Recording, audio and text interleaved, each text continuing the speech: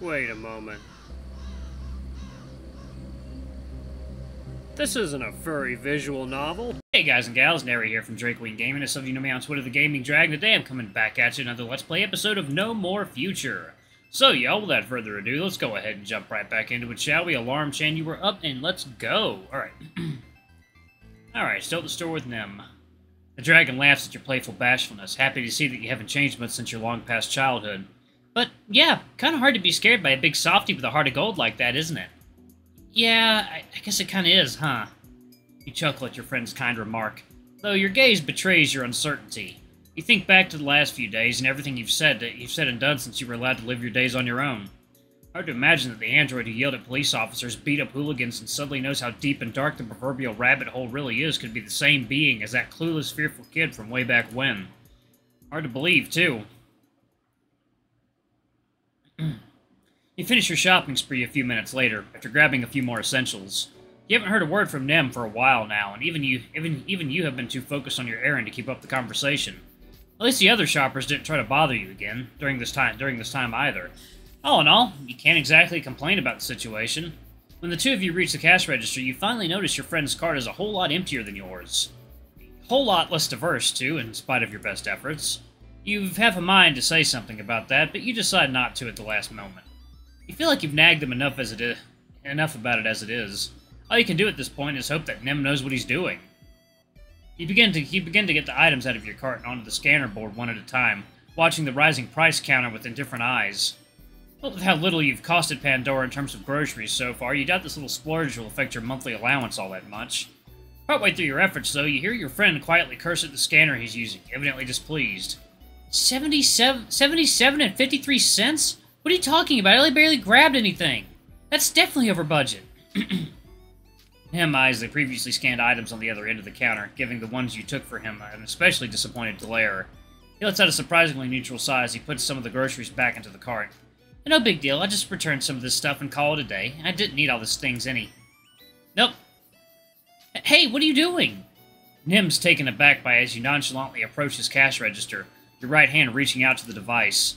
You've seen Arthur doing this a couple times now, but this is your first time to try this out on your own. You're not too scared, though. If it's anything like surfing the web in your head, it should feel pretty straightforward to you by now. Once you're close enough, you give the tally of the dragon's expense a puzzled look. Doesn't seem all that high to you, for what it's worth, but that could simply be because money's mattered less and less to you ever since you became a synthetic. If your friend needs this money, then the least you can do is just, swipe your hand in front of the screen. And that's where it begins. What did you do? Nem asks with an almost offended tone as he stares at the "Have a nice day" message that suddenly appeared in place of the tally, as though it were the devil. You're so taken aback by his sudden shouting, you almost don't know how to answer him. I took care of it for you, that's all. I mean, Pandora gave me a pretty large budget to mess around with. After bothering you all day, it's only fair that I... You paid on my behalf? You understand why Nem would sound so shocked. You never told him you could do something like that before. The angry expression on his face, on the other hand, that's a lot less understandable. Why would you do that? You don't sound all too happy about it. That's because I'm not. I never asked you to do that for me. The dragon's voice grows more irate by the minute, for reasons you still can't quite make out. Of course, you raising your own voice probably doesn't help either. Well, I did it anyway, because I wanted to help you out. I thought that's what friends were for. Nem makes as if to retort, but stops himself at the last moment.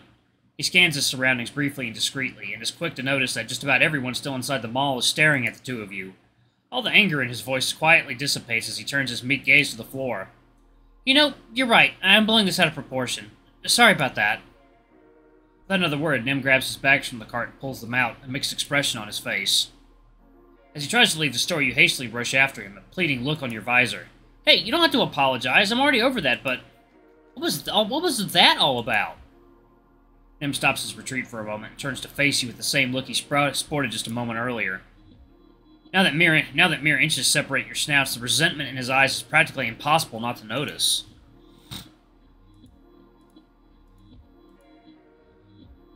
But it's only visible for a moment.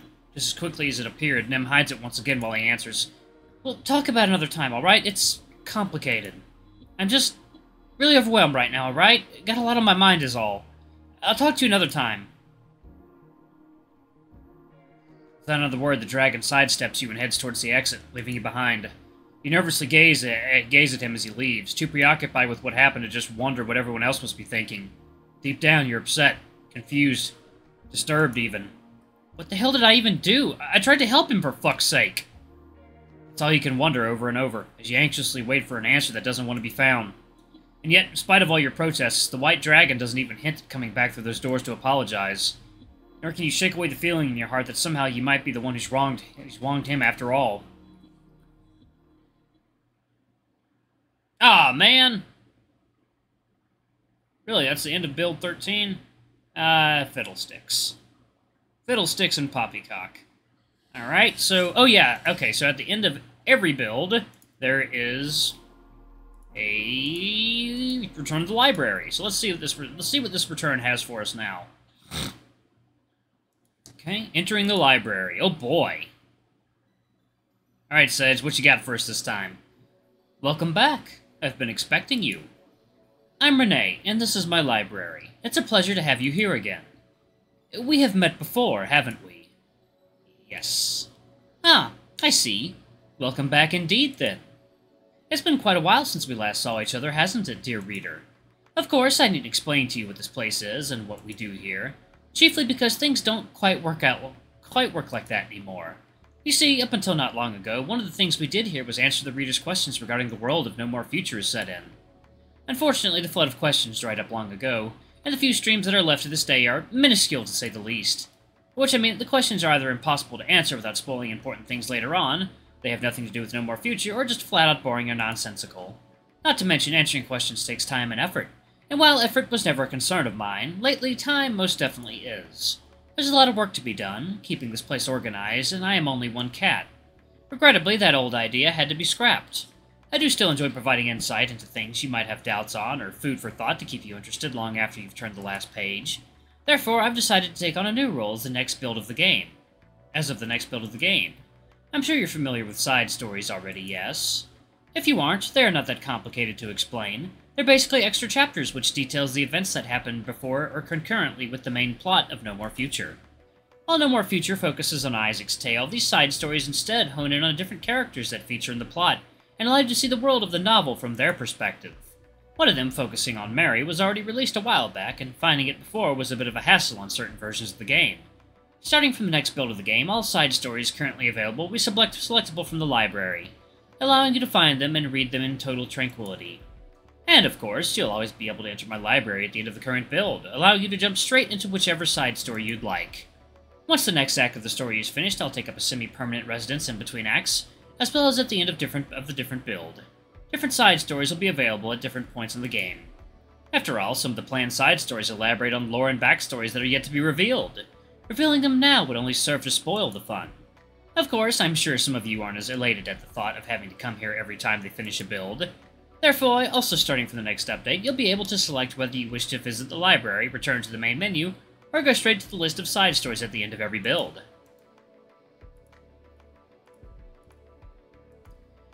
You might wonder what is even the point of coming here at all, given that there are many other ways of reading side stories.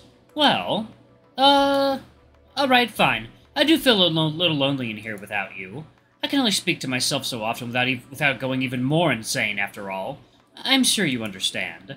Therefore, if you wish to keep me company, and perhaps indulge in a little idle banter, I do wholeheartedly recommend you read the side stories in my company whenever possible. And that's about all I needed to say. I hope you enjoyed this new addition to the game, and that you're looking forward to more content moving forward. I'm confident the next update will be released far sooner than this one was. Maybe by then there will be even more side stories to peruse. Either way, see you soon. Oh, before I forget, do you wish to go through the Mary side story now? No, because I've already done that. Ah, I see. Apologies for delaying you then. Take care, and be sure to always look both ways before crossing the road. Heh. Alright, y'all. That is the current end of No More Future. Guys, please go support Sedge and his team. This game is amazing. It's been quite a source of entertainment on this channel for a while now. If y'all haven't, go check out my interview with Sedge about No More Future and various other questions about the furry visual novel industry. Man. Curious as to what... I'm curious as to why Nim reacted the way he did. My guess is that someone in his family has a habit of basically paying his way, and he's just sick of it. So he's trying to be very independent. I don't know. Nim is a curious fellow. He's a curious fellow, and he's like a super adorable, super cute dragon. So, anyway, y'all, I'm going to go ahead and pause it right there. Thank you all so much for watching. Don't forget to like, comment, subscribe, ring that notification bell, leave a super thanks or a tip if you can. And until the next video, I love you all. I'll see you next time. Bye-bye!